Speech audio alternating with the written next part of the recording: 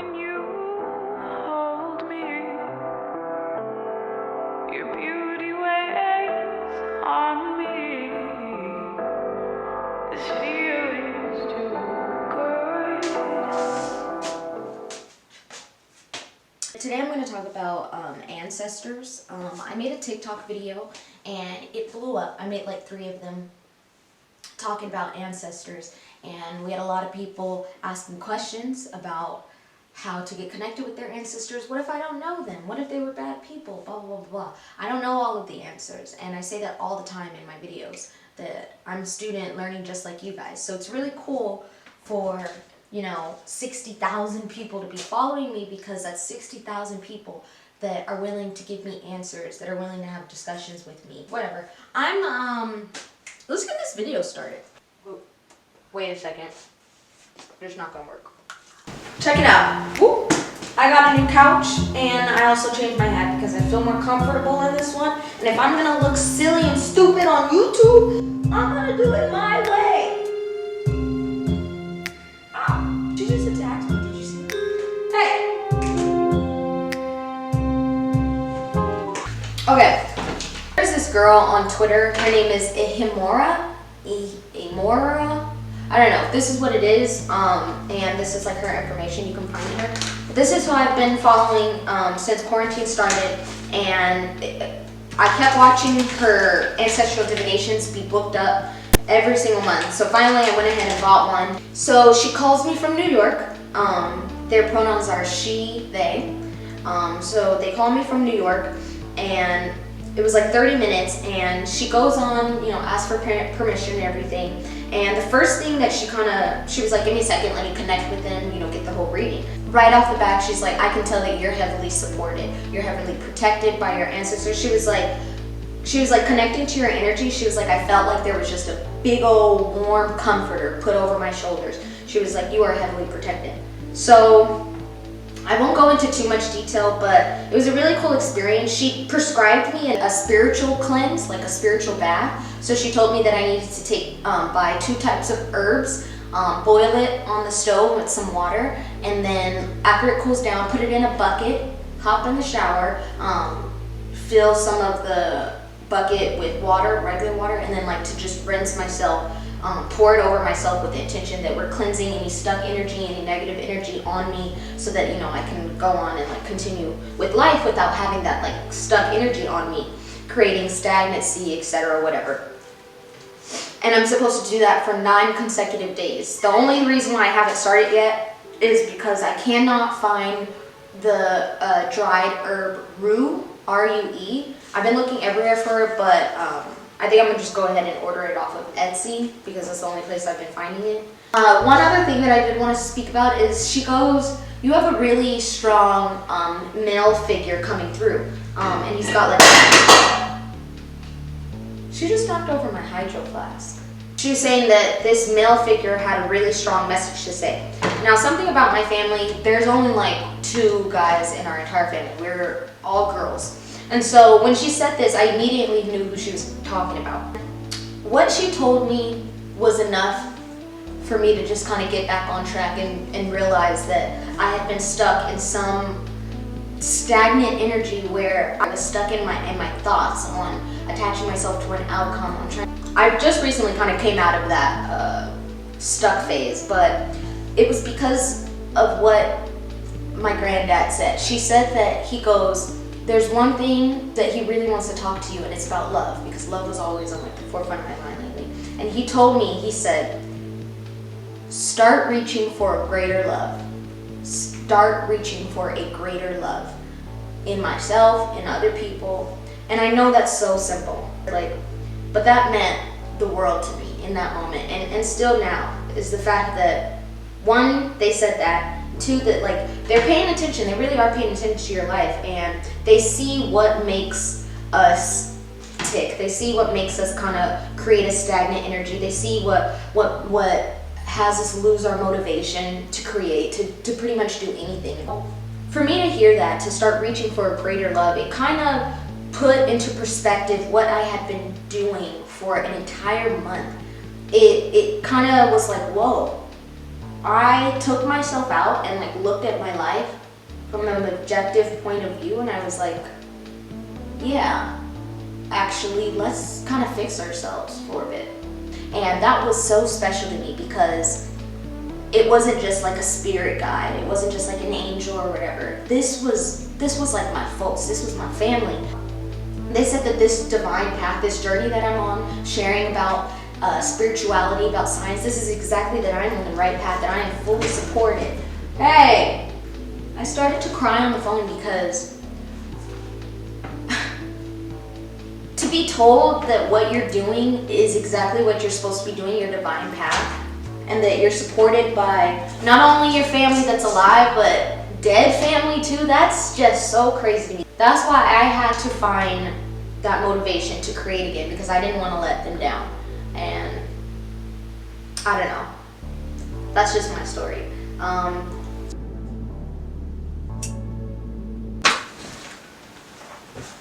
Alright, so these are some of the questions I pulled from like comments, and I tried my best to answer them. I'm gonna read off of this journal so we can stay on track. Okay, so someone, a lot of you guys have asked like, what if I'm adopted, or if I don't have any like photos, or blah blah blah. I always say just reach out, because you got to think about it. Like, okay, you're here in the physical realm, but like there's also so much going on around you. And these folks, this spirit team, I like to say, they're always going to be around you, even if you don't realize. They're like kind of just waiting for you to ask for their help, because we have free will, so they can't just like interfere or whatever. But it's your job to connect. And so even if you don't know them, it's going to be really hard, probably, no doubt.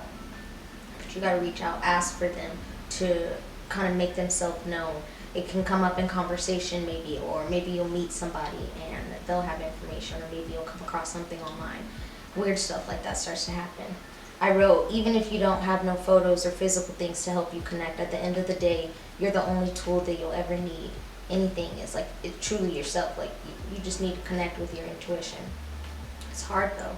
In meditation, you use your imagination to create something, but sometimes that imagination is like actually something real. Like maybe they'll show yourselves through dreams, or your meditation. That's why it's important to write down that stuff. Even though it's really hard, like it took me a long time to start writing things down. I was like, bro. Because what if they weren't the best people? Some other people commented, they said, when you become a spirit, you emotionally evolve. You tend to shed any of those harmful traits that go along with being a human being. So I hope that helps. Someone said, what if my ancestors are half white? Like, what if they weren't good people? I don't know how true this is, but I read somewhere, I think it was like a tweet or something, on one of the spiritualists I follow on Twitter. I wish I could find the tweet. She was saying that her white ancestors will basically help her do anything, like give her anything she wants, because it's like they feel sorry. I don't know how true that is, but someone said, what if my ancestors don't like me? Or you have so many ancestors, and as a spirit you lose that ego, that part of you that would create jealousy or hate. You're a soul family, and you're meant to help each other grow and to learn. If you feel a negative energy contacting like your space or whatever, maybe you should cleanse your space, check to see if you've got any stuck energy on you. Maybe that's not even a spirit that belongs in you and is trying to trick you. That's why it's so tricky, because it's like, who really knows? Like, I don't even know. That's why the only thing I can say, people are like, ooh, but what if it's a bad spirit? Man, your body's gonna know. Like, do you feel bad? Are you doing things that you normally wouldn't do? Like, their job is to distract you, to get you off guard. If you're feeling like you're doing that, maybe you're messing with the wrong things. But this is where it gets so tough, and where Christians or whatever, they're like, yo, don't get into that stuff, because yes, it is real. Like, there are people that aren't out for your best interest, spirits that aren't out for your best interest. Someone said, how do you know you have guides, angels, or ancestors? Can I work with each group? Yeah, you can work with each group. Like, someone was like, can I work with my ancestors, but also like my guardian angels? Yes, that's what I do. I be having like, that's why I call it a spirit team. It's like, everybody, come on, help me as much as I can get from support from the physical and the non-physical, you know? It's really cool. How do I know that it happens? Because it's like somebody's got to be, you know, I mean, I've been listening to it, so it's like, it's led me here, and look where I am, like making YouTube videos about it. But it's like, where do I get this stuff? It's got to be somebody. That's why I'm doing the scientific research, because I'm like, how is this even real? Because it is. What is it? How do you know it's not other entities? I talked about this in the other thing: meditation, protection, candles, the way you get your messages, how you feel. I did this thing where I kind of sat with myself through meditation for like 2 weeks, and I tried to distinguish who I was talking to. It's really hard. I don't know how these tarot card readers, clairvoyant people, whatever, I don't know how they do it every single day. I'm like, who am I even talking to? How come they didn't reincarnate? Okay, so this one was really interesting because I read somewhere that you reincarnate as like a soul tribe. Like, you have your soul family, and once everybody in your soul family passes on, then it's like, then you guys reincarnate. And that would make sense, because in this lifetime we run into the same people, but it's like we're playing different characters, but at the end of the day we're the same soul, and we're all here to learn a lesson. It's like we kind of claim here on our own, but like as a group to help each other. And so it's like when people pass on, they're still around because they're also doing like their life review at the same time as being able to help you. This is where time like doesn't exist, because time is happening all the time. All time is happening all the time. Whew. Okay. What if they don't approve of magic or witchcraft, like their ancestors? So this makes sense, because like, what if someone passes away and they were like, no, ixnay on everything? So I actually have a great grandma, my great grandma Chris. I don't think she like was into this kind of stuff, but she pops up every now and then, and she'd be talking to me. And what I have to say about this is like, once you pass on, I know that like your knowledge of the world is, my roommate come back, your knowledge of the world is so much wider, and you're like, oh, this is how it works. All right, I'm gonna just read through some of these TikToks. So I talked about how I put liquor on my altar, you know, to like bring things in, and how it worked. People are like, spirits love liquor, mine likes tequila. Someone said, my mom died an alcoholic, so I'm not trying to leave that for her. Someone said you can leave their favorite drink, tea, coffee. They said water, food, and smoke offerings work well. What is your experience with your altar in your bedroom? I was taught to keep sort of boundaries, or your own space. I said I didn't know about that, actually. They said, I know some people say their ancestors keep them up all night if the altar is in your room. I haven't had issues with that. Someone said, I keep mine in my room and it's been fine so far. They said, bless your room before bed so they don't bother you at night. They said, you can do whatever your choice, but it's best to keep them out of your room. You yourself have to set boundaries in your spiritual connection with them. They will be popping up on you, and do you really want people to just pop up in your room? LOL. Someone said, I was told by a reader, since it's your family, it's fine, but if it's a deity or other spirits, then it's ritual and rules. I don't feel like I get bothered. I also have sigils of protection around my altar. So someone said, can you create an altar for your spirit guides? What do you usually need to establish an altar? In this angel book, see, I just made sure I had each element of each thing in a certain section, and then I just kind of like build from there. I put whatever I wanted. Someone said, my stepdad passed away in 2003. Whoops. He likes Pepsi and popcorn.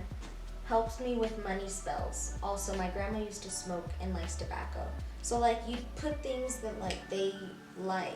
So my great grandma, she crocheted, and she gave me like her crochet bags. So sometimes, like when I would had it, I put it on my altar and be like, ayo. So do they physically take the gift, like literally it's no longer there, or is it metaphorically. They will tell you, someone said they will tell you when they are done, and then you drink it or give it to the earth. Don't throw it out. How do you 100% know it's your ancestors taking the gist and not just a random spirit? Someone said that's what I'm scared of. Yeah, someone said you can ask them specific questions. They said protection. I like to use sigils. I got an ancestor candle. It was like a Reiki charge ancestor candle. Yeah, that was when like I probably started to feel a strong presence, but like I also had like a protection candle. Protection. So this girl said, don't ever show your altar. And I said, ooh, why not? I said, what if it's protected with sigils and stuff from outside energy? Someone said a lot of people don't because they say it's sacred and private and their ancestors don't like to be shown and stuff, but it's really to each your own. I've already like shown mine because like like educational. I don't know, but that makes sense. Everyone's like shocked that I have my altar in my room. So I think the question that I get asked the most though on this is like, how do I connect with my ancestors? Besides like screaming meditation. But in my ancestral divination, I was told that my ancestors wanted me to spend more time with them, even if it was just reading a book by my altar. So I started like pulling the chair from my living room and putting it by my altar. And just like having a talk. One day I actually was sitting down and what was I doing? Oh, I was taking out my braids and I didn't have any music on or anything. I wasn't even talking, but like in my head I was having like a full conversation with myself and just kind of like working through my life. And I took out my braids and by the time I was done, it had been like an hour and I sat for an hour, but it didn't feel like an hour. Pop on, I like to get white candles. If my Nana were to watch this video, she's like, that's witchcraft, but I know it's like really scary, but that's why I'm all about protection. Black tourmaline is my favorite crystal. I always have that around. I turn on music and I just dance. Sometimes I'll take tuna and I'll sit in front of the mirror and I dance. Cause it's just like, it's almost like an imaginary friend. That's exactly what it's like. It's like my spirit team is my imaginary friend. Ooh, I know I sound crazy. I know I sound crazy to some people. I was a bit afraid to like share this part of me, but this is what I like to do. Anyway, I think I'm done with this video because it's probably like 15 minutes long.